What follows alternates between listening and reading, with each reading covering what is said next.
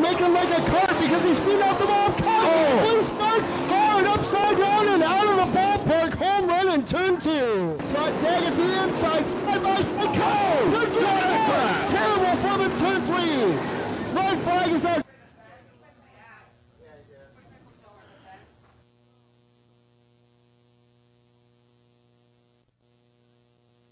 Fans, please back away from the area. If you are not an official, please back away from turn number 4. They're on the bottom now as they're moving around the bluff. Leader for a pie flip. Brian Knapp, the 38, just did the ballpark. Brian Knapp just hit that Espo Oshweekins sign. Driver is okay, folks. Brad Knapp, okay. Well, guys, down here in turn number 2, Brad Knapp is A-okay.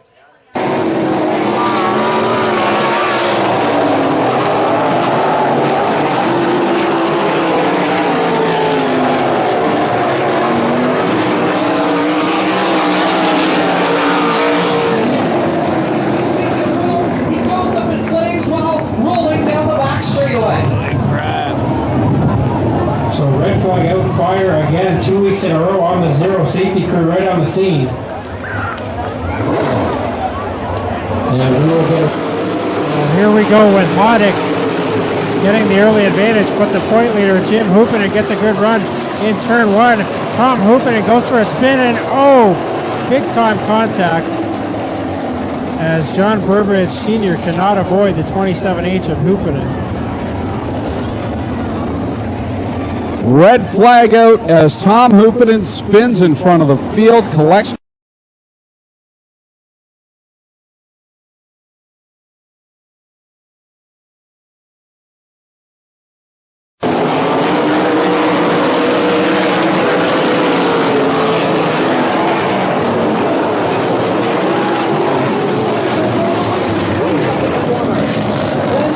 Trying to keep the foot in it, and he does. Red flag. 4, and I think he's got something in mind here.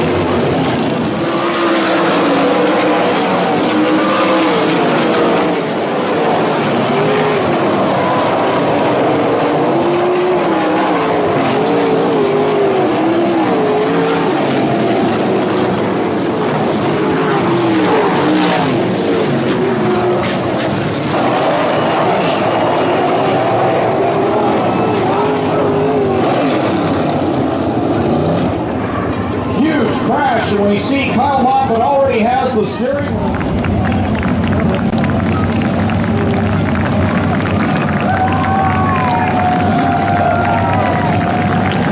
That's all right, make some noise, they can hear you out there.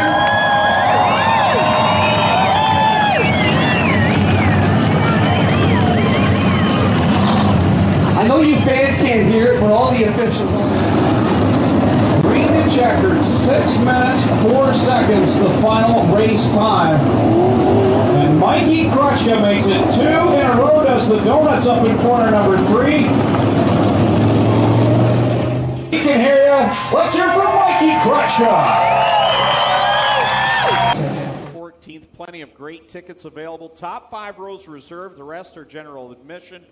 And that broadcast will be on MAV TV Canada on Saturday night, so you want to be here live in person.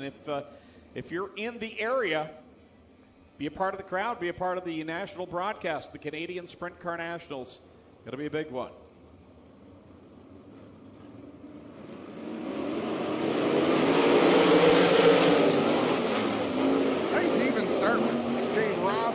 Farnham. Farnham around the outside, puts the power down. He'll lead them into turn number 3. Farnham comes off at corner number 4, looking to lead line number 1. In tow, and right behind her, the battle between Steve Lyons and Mac DeMann. Mac started at the back. He's looking for those passing points, and more importantly, he's looking for a good starting spot in the main to try and hold his point lead. Lyons is really struggling on corner entry right there. He's trying to find the sweet spot for that race car, and it takes him well into the turn to really find it. Mac DeMann, he just hammered down at all times there in 3 and 4. Hooks that cushion straight to the outside of Holly Porter. DeMann really goes high up in corner number 1, arcs it down the banking, trying to track down Holly Porter. Cross lights up in the air as the leader Matt Farnham crosses the line. The battle is built as DeMann to Porter, and now DeMann will get by Porter. Remember, we watched Scott Kruger do that last week, run way up in the unused play. We see Sean Evans doing that right now on the 87. It worked for him, Mac DeMann. It worked for him a couple of times as well. Farnham catching the back of the pack as he will go around Kevin Pauls into corner number 3.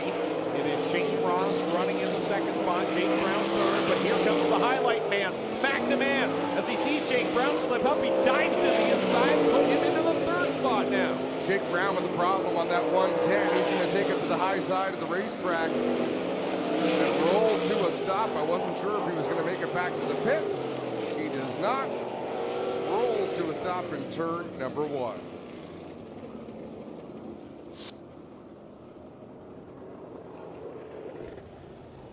Jake Brown on the hills, tire and gas, Little Bend 110. We'll need some aid up there in corner number 1.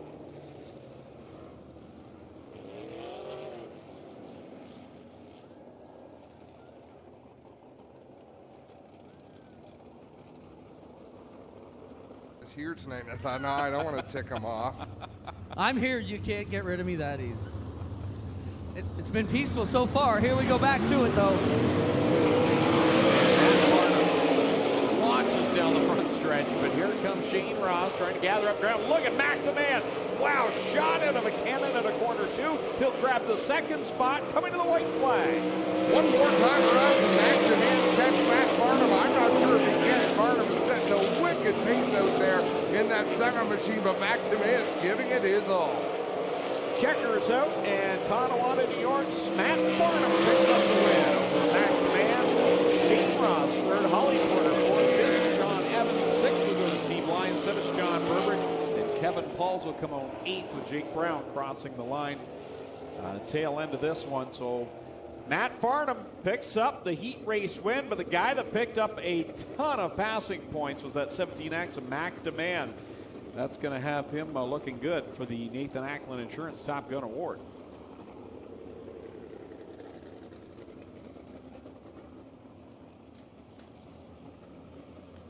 Second qualifying heat. Who, now that memory serves me, had problems in hot laps, came to a stop down to the entry of corner 1. So Tom, unfortunately, not able to make the start here in the heat. Bummer.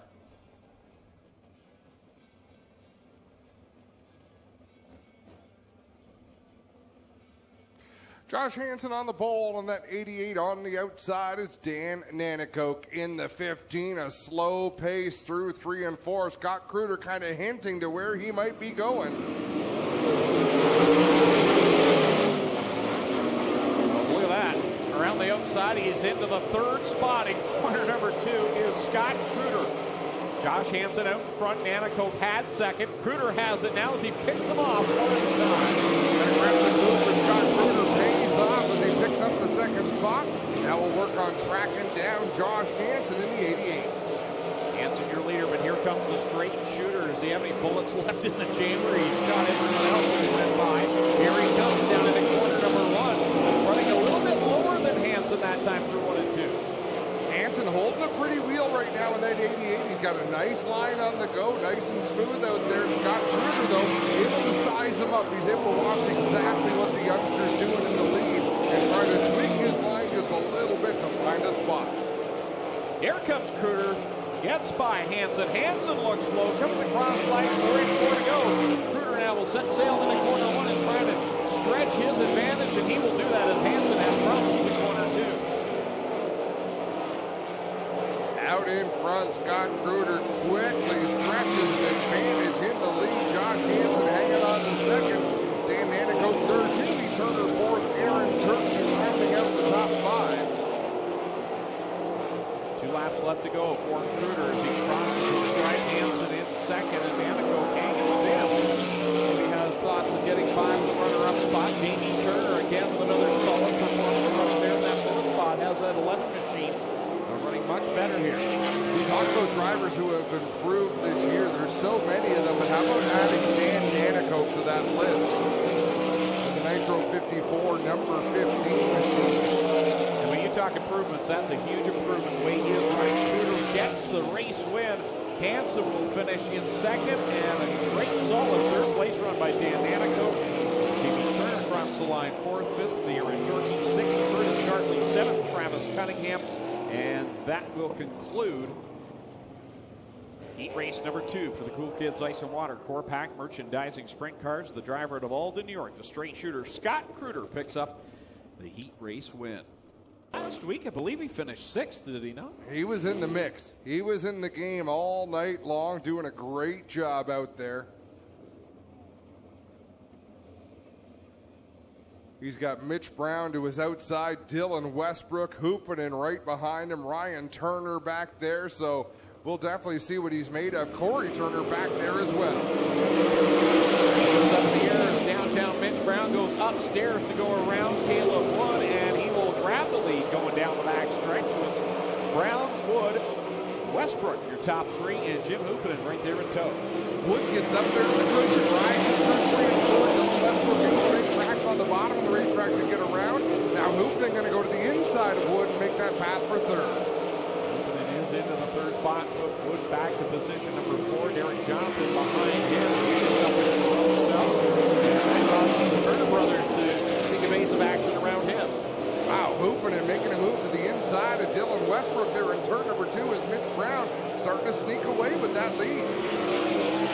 Hey, wonder why Jim Hoopinen will want to take this ride. Well, he's got a lot of horsepower, and that's been proven in Steyer's racing machines over the years, and now he's right there duking it out with D-Dubs, Dylan Westbrook, as the cross lights come out for Mitch Brown. The fight to watch right now is between Dylan and Jim Hoopinen trying to find that sweet spot on corner entry to ride the cushion just like he did there in 1 and 2. Does it beautifully as he closes in on Dylan Westbrook. Hoopinen still right there as he follows in his tire track. Dylan having some problems, carboning just a little bit. Hoopinen keeping pace all the while. Mitch Brown doing a very nice job out in front, having the run that he's needed. Yeah, Westbrook doesn't look very comfortable out there in that 47, and Hoopinen in 1 and 2 especially, he is a rocket ship. Here comes Hoopinen down to the inside of Westbrook. Puts it down in. Westbrook bobbled a little in corner 4. Hoopinen second spot in the line. Westbrook very nearly launched that car into the grandstands in turn 4. Checkered flag this time by for downtown Mitch Brown. He will hold on for the win over Jim Hoopinen. Dylan Westbrook will cross the line in third. Good run for Corey Turner. Comes from the back up to the 4th spot. 5th, Ryan Turner. 6th, Caleb Wood. 7th, Derek Jonathan. And 8th, Scott Burke. We all know, Greg, when you get to the point where you're Mitch Brown or Jim Hoopinen or Dylan Westbrook, heat races don't amount to a hill of beans. But when you pass Dylan Westbrook at speed at Ohsweken Speedway, it feels good. And Hoopinen is going to take that confidence into tonight's feature event. Yeah, that he will. Impressive run by Jim Hoopinen, and I'm sure Dylan Westbrook, though, what we watched here in the heat is not what we'll see in the feature. As we get these 24 drivers to get into formation. The most fabulous sight in all of motorsports, folks. Here, live in attendance, on your feet, and wave these drivers on, 24 strong. They are 4 wide and fancy for you, the fans. This is the Cool Kids Ice and Water Core Pack Merchandising Sprint Cars.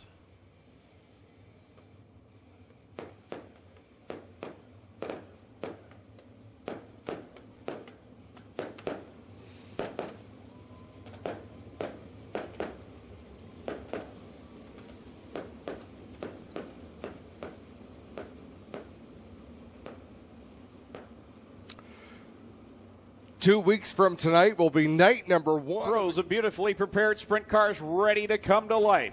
Matt Farnham, Sean Evans on the front row. The Strickland GM pace truck ready to pull off on the backstretch. Kyle McKenzie with double greens in hand.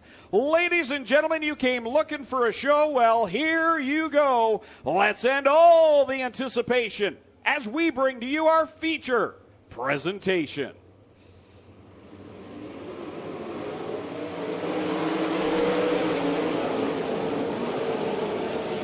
Oh, Matt Farnham around in corner number 2. Sean Evans collected. And I don't know how there wasn't anyone else caught up in that mess. You know, you could almost read Matt Farnham's mind. He got into 2.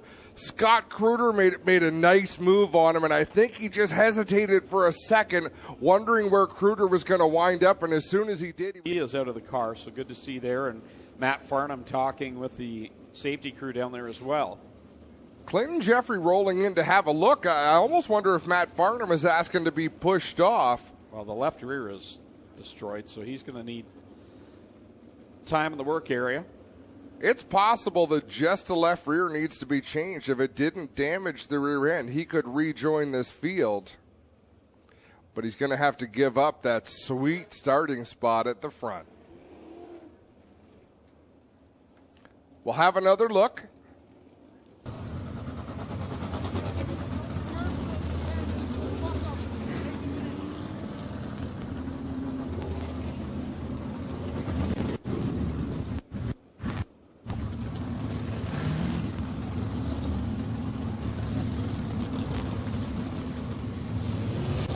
Everybody behind second place came close to seeing their night's end in a pile in turn number 2. Turn 2 is Calamity Corner here tonight. Schweeken Speedway. We're going to try to get this feature race going again. Now troubles up in corner 3 as Scott Burke will slow to a stop and will stay under the yellow flag. So, and nail to get it.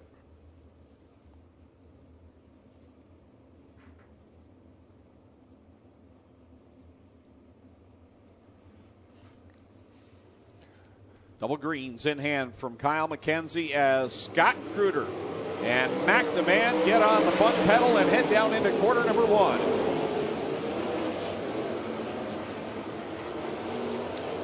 Clean start at the front. I watched the entire field get off of turn number 2 before saying that, but it was a clean turn 1 and 2 as Mac DeMann almost into the wall in turn 4. Yeah, he got full on sideways off of corner 4, gives up the second spot to Jim Hoopinen. He holds off Corey Turner, though, who will tuck back in line in the 4th position. Caleb Wood might have the most unusual view of this feature that he has ever had.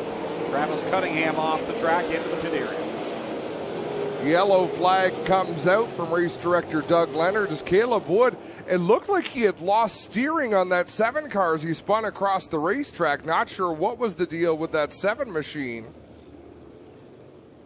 As he waits for help to arrive, and help has arrived. 2 laps completed in this one. So we circulate under yellow. On the bright side, this is going to be a single. 13th and 14th at Ohsweken Speedway. So 5 of the premier race teams here at Ohsweken represented at the front. Scott Kruder and the Hoddick Racing. Jim Hoopinen in the dmstyres Racing, Mac DeMann in the Town Line Variety Hills Racing, and then the Burger Barn 13 of Corey Turner, and then, of course, the Brown Racing family with Mitch Brown. Some good diversity up there inside the top 5 as here comes Mac DeMann. Had to work it down off of corner 2 to get back by Corey Turner as across the stripe. Completing another lap, just wondering why the cone is still out there and as it now is running down the front stretch. Yellow flag is out. We've got a runaway cone and problems for Dan Nanakoke in the number 15. And to my point, in that top 5, all of those teams are multi-car teams. But it shows you how much parity there is here and how fast is Scott Kruder tonight. He had gotten away on Jim Hoopinen and Mac DeMann. They have track and take in a show, and you'll know exactly what we mean. The sounds, the smells, the sheer speed. and the fortitude of some of these drivers as well. Here we are, back to the green. Scott Kruder will lead them across the stripe and down into corner 1. Kruder up to the outside. Big run down for turn number 2 down the back straightaway, leaving Jim Hoopinen and McDeman to fight for second. DeMan looking low on Hoopinen. Whoa, Hoopinen really got high up in corner 4. They're wheel to wheel down into corner number 1. DeMan gets the spot but goes high. Hoopinen shoots back by him off of corner 2. That's a slide job, and that is the counter to a slide job. Scott Kruder stretching his advantage over Jim Hoopinen. McDeman, the point leader, back there in third and right on his heels. The guy chasing him in the points, just 7 markers back. Dylan Westbrook, D-Dubs trying to reel in the highlight man, McDeman. Deep in the field, Jake Brown in the 110 and Aaron Turkey in the 68 are fighting ill-handling race cars, and it is something to see watching them try to avoid each other. Scott Kruder off of corner 4. Some of these cars really looking scary off the 4th turn as they gather things back up. Kruder works by Curtis Gartley, a lap car, into corner 3. Hoopinen will do the same, and quite a gap now back to McDeman in 3rd. Wow, McDeman just came across the nose of Dylan Westbrook. 2 different lines exiting turn number 4. Out in front. Heavy lap traffic for Scott Kruder. We saw this earlier this season. It did not end well. He's trying to pick his way through aggressively and cautiously at the same time, and that's a bit of an oxymoron. Wow, Jim Hoopinen was gaining ground at that time through the corner. Really bicycled the car, lost ground. McDeman catching him. All while that happened, Scott Kruder threaded the needle through lap traffic and gave himself some breathing room. We are halfway through this 20-lap feature event. Scott Kruder with 1 more lap car ahead of him. Then he's got a little bit of clean racetrack for a little while. Now he's got 2 slow cars between himself, 3 in fact, and second place Jim Hoopinen. And here comes McDeman to the inside of Hoopinen. Now Dylan Westbrook thinks, well, I'm going to get by both of them. He works to the outside of McDeman. This is a battle between the point leaders. McDeman up on top in the standings. Dylan Westbrook works around him and Hoopinen into the 2nd spot. What a move that was, working around slower traffic, working around fast cars in the top 3. Dylan Westbrook up into 2nd. Moving by some of these cars like they're standing still all the while. Right now, Scott Kruder has a 2-lap car advantage between he and Dylan Westbrook. There is a bit of a gap, but Westbrook is closing fast. Caution flag is out. Josh Hansen in the 88, slow on the racetrack. There will be at least 1 lap car between Scott Kruder and Dylan Westbrook when we take this restart. Between himself in 2nd place, Dylan Westbrook in the 47. Then you got 2 more lap cars between Westbrook and 3rd place McDeman in the 17X. 4th, the 0 of Jim Hoopinen. 1 more lap car in 5th place, Corey Turner in the Burger Barn 13. Corey up there in the thick of the fight for the title this year. And Dylan Westbrook has done himself a favor. He's gotten by McDeman. They came in 7 points apart. And now finds himself in that 2nd position with McDeman riding back in spot number 3.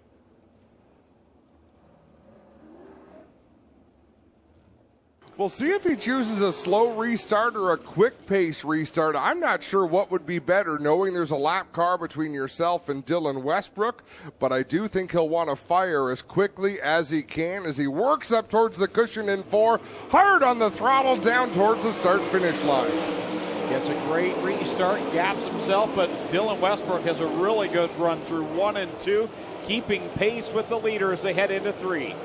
Dylan Westbrook did a nice job of getting around Jamie Turner in the 11. Now he can set sail and hope to close in on Kruder.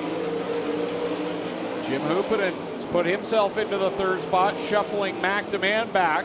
And now he's falling into the clutches of Corey Turner back there in the 5th spot. Yeah, McDeman in that 17X, the car just doesn't look like it's performing the way he would like it to. He's really having a tough time wheeling that car through the corners.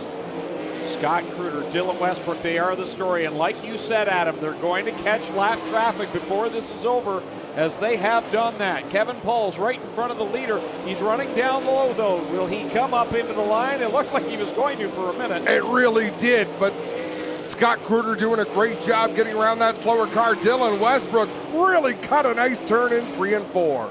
Kruder works it through corner number 2, bobbles a little bit, gets bottled up behind Curtis Gartley. That closed the gap just a little bit. Westbrook's got it wound up. He looks down low on Kruder.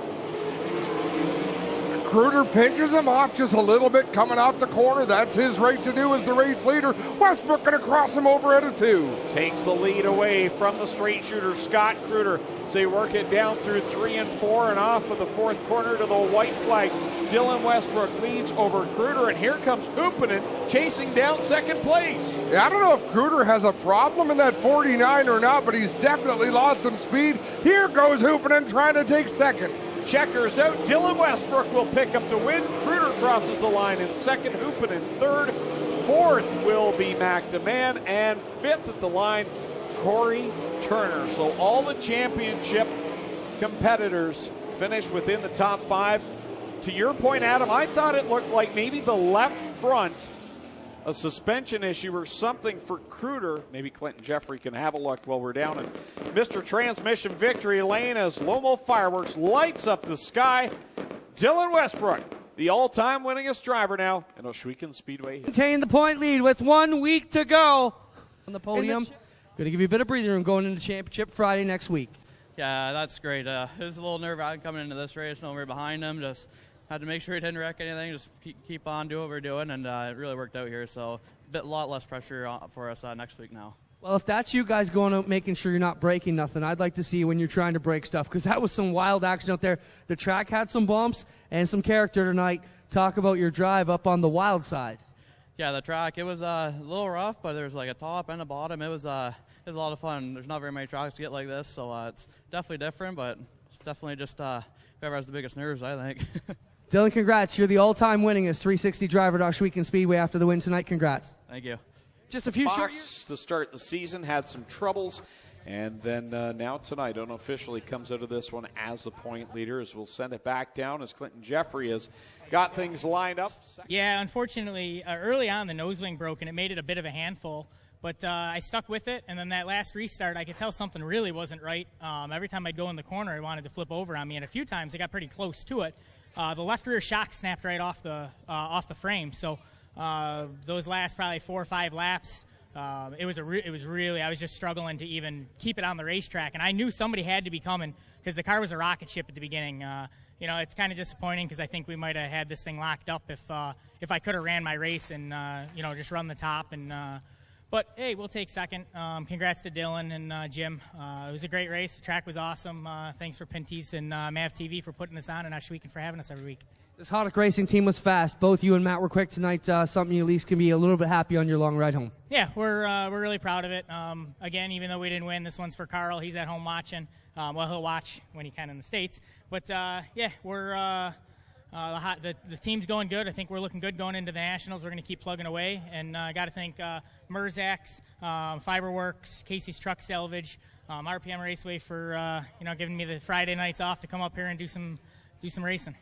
There's Scott Kruder, your second place finisher, getting here with Jim Huppinen. Jim, been an up and down year for you. You had a bad wreck last week, rebounded tonight to a podium finish. That's something you can at least be a little bit happy about. Definitely redeemed myself tonight after sucking the last 2 weeks. But, you know, my crew guys, they worked their butts off this week. We actually had to switch a frame. And, you know, thanks to Glenn for giving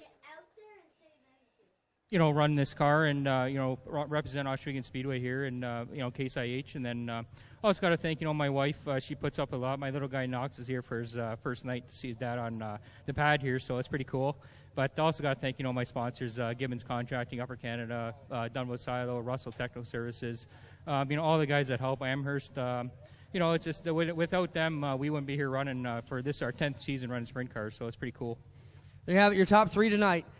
Dylan Westbrook, Scott Kruder, and Jim Huppinen get it done. That'll do it for Mr. Transmission Victory Lane here in All North Racing Cars.